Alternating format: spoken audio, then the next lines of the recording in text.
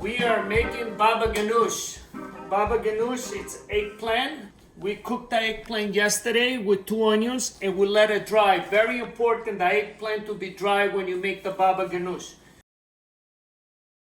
What I'm gonna do, I'm gonna peel the eggplant and I'm gonna boil them together with 2 medium onions. We are peeling the eggplant and then we're gonna slice it and boil it. The eggplant is peeled, so what I'm gonna do, I'm gonna slice the eggplant. We're gonna put it in the pot and we're gonna boil it together with the onions. We have 2 medium onions. We're gonna slice them, we're gonna clean them and slice them and put them together with the eggplant.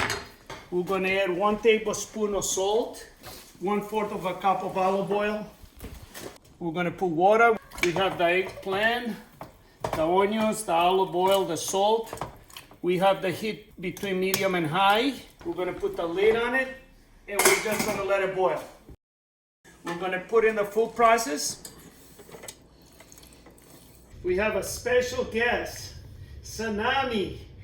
Hello. It's good to see you. Good to see you too. Okay, Sanami, we have the 2 eggplant here with the onions, and we have olive oil. So right now what I need you to do, to put 2 tablespoons of dry cilantro. We're gonna add 1 cup of tahini. We're gonna add 2 tablespoons of lemon juice. Any salt, it's up to your taste. If you like to add more salt or less salt, it's up to you. 1/2 teaspoon of cayenne pepper.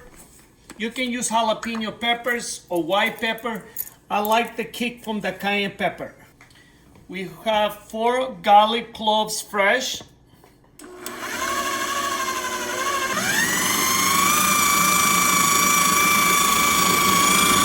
I think we have a winner. Sanami, you gotta try it. Not bad, right? Nice and creamy. Yeah. Perfect.